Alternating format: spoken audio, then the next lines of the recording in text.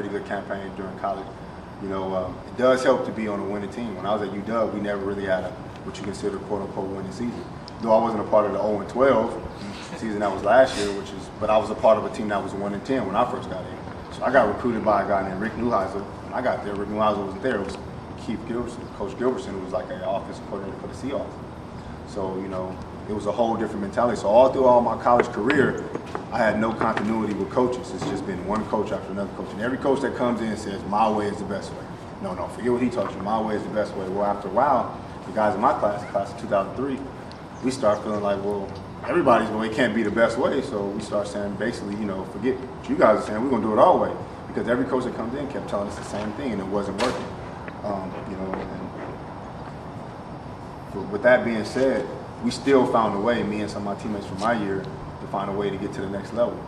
So you can't let anything deter you, you know, what your goals are. If you in your mind, you feel like you belong and you deserve to be somewhere, then that's where you be. You know, but you get a lot of guys like Coach John is saying, a lot of distraction, a lot of guys who say they want to be a part of something, but then they don't want to do the work to be a part of that. You know, it's a lot of guys that's content with just being on a college team. But that's fine. I know some guys that's content with being on a college team. I played college football. They can tell their grandkid. I played college football, but that wasn't for me. That's not what I wanted. You know, I still had the opportunity to go party and play with my buddies and do whatever else, but I did my work. Whether it was I waking up doing my work early in the morning before everybody got up, while everybody was still asleep, or doing it late at night when I was by myself. But you got to find time to put in the work, because football is a weird game. It's just like anything else in life. Whatever you put into it, it's what you're gonna get out of it. You know what I mean? So if you're doing all the extra stuff, it's gonna pay off. You know, nobody has to see it. Don't believe me. Nobody has to see it. Whatever you do in the dark will come to the light. So if you're out there training and doing your own thing, nobody's watching, and just getting the extra stuff on the weekends and, you know, studying, being a student of the game, it will pay off for you. I guarantee there's no person that says they put in the time and effort and it didn't pay off. And that's with anything in life. Whether you want to be an architect, a banker, accountant, an actor, a musician, whatever it is, you put in the time, and I guarantee you'll reap the benefits, because that's just the way life works, and that's just the way the man upstairs works. You know. To get a head start in life, to play football at the highest level, I came in as a priority free agent, so that means I wasn't drafted.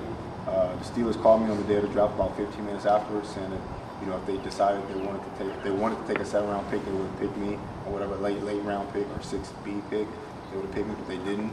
So they said, I want to offer you, you know, whatever the little money that they gave me to come in and compete for a spot.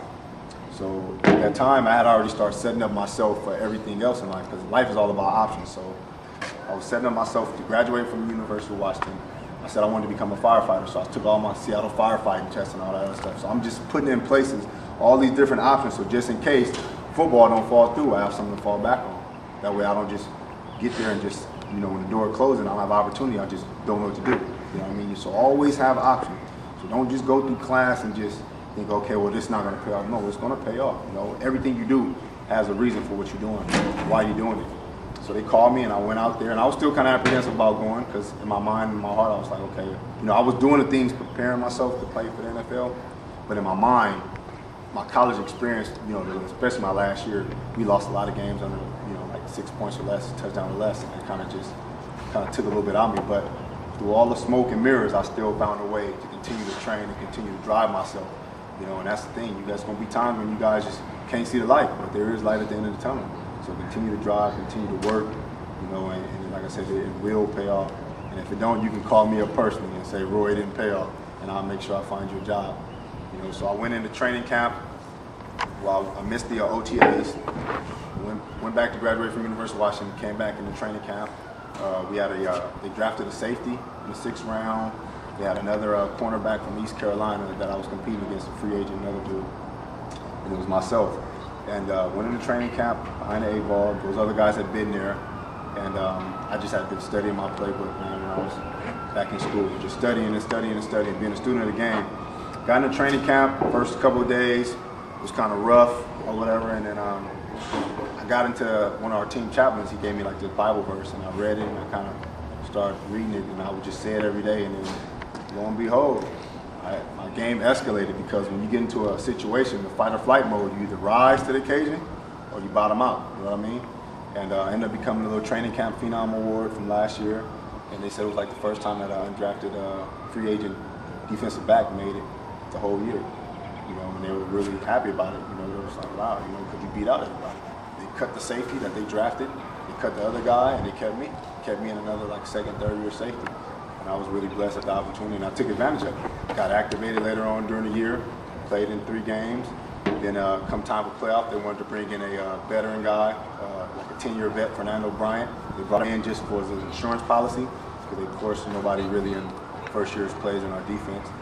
He didn't really play, I didn't play, but we got along for the ride, and you know, it was a great ride and a winning championship. So, and this year I'm looking, you know, to better myself and move up. You know, I'm a second-year player, so a lot of pressures on second-year players to really step up. You know, because after your 3rd year, if you don't make it, you get pushed out the system. You got new, fresh talent coming in. You know what I mean? So this is your make or break year right now. So, and they have a saying, it's the more you can do. So don't limit yourself to just one position. You know?